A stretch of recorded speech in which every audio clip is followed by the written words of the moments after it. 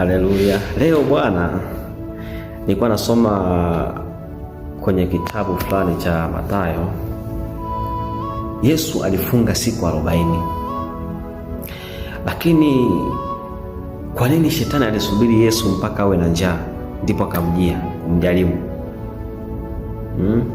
Ukisoma Mathayo ile sura ya 4 mstari wa 2 inasema Yesu akafunga siku ngapi? Alifunga siku 40. Lakini mwisho akaona nini? Akaona njaa. Na alipoona njaa, shetani ndipo akaja kumjaribu. Kusoma sura ya 4 pale, wewe kusoma kidogo pale. Mathayo sura ya 4 kusoma hapa. Mathayo sura ya 4. Kwa mstari wa 3 nasema hivi, mjaribu akamjia kumwambia, ukiwa wewe ndio mwana wa Mungu, amuru mawe haya yawe mkate.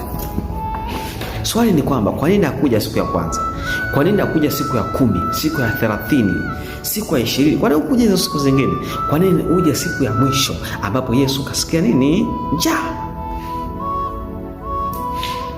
Maandiko yameandikwa kwamba akamjaribu, akamwambia, ikiwa wewe ndio mwana wa Mungu, badilisha, yageuza haya mawe yawe mkate. Of course Yesu anaweza, na alikuwa anajua mimi naweza. Lakini siwezi kufanya hichi kitu kwa ajili ya kumfurahisha nani? Shetani, au kumuonyesha shetani. Kwa nini hakuja siku? Silaha kubwa sana ya shetani huwa anatumia uhitaji wa mtu. Yaani kivyovyote vile adui anatumia uhitaji wa mtu. Pale unapohitaji kitu fulani ndipo adui anakuja. Siku zote hizi Yesu ameanza kufunga siku ya kwanza, ya 10, ya 20, shetani haji.